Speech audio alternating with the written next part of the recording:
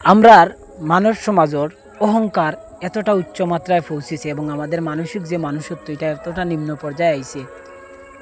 সমাজও আমরা মানুষের টাকা পয়সা সম্পদশালী যারা তারারে সম্মান করি, ঠিকই সম্মান দেই, অথচ যারা গরিব দিন আনে দিন খায় তারারে আমরা অন্য চৌকে দেখি অবহেলা করি।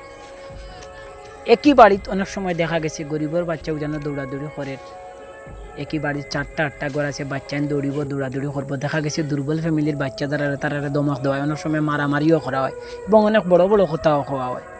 অথচ দেখা গেছে যারা অট্টালিকা বিল্ডিং আছে, যারা অনেক টাকা পয়সার মালিক, তারার বাচ্চা জুড়ে জুড়ে স্পিকার বাজার, গান বাজার, এমনকি উঠানো আটিয়া দূরে দূরে নাচানাচি করে, দৌড়াদৌড়ি করে, তারও কিছু খাওয়া হয় না।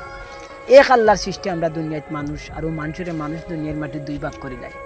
একটা জিনিস সবর মনে রাখতে হইব যে মরার পরে আমরা পরিচয় একটাও থাকবো, আমরা মানুষ, আল্লাহর সৃষ্টি। আর দুনিয়ায় টাকা পয়সা তোমার পরবর্তী জীবনের সুখ, জান্নাত বা জাহান্নাম হইতো না।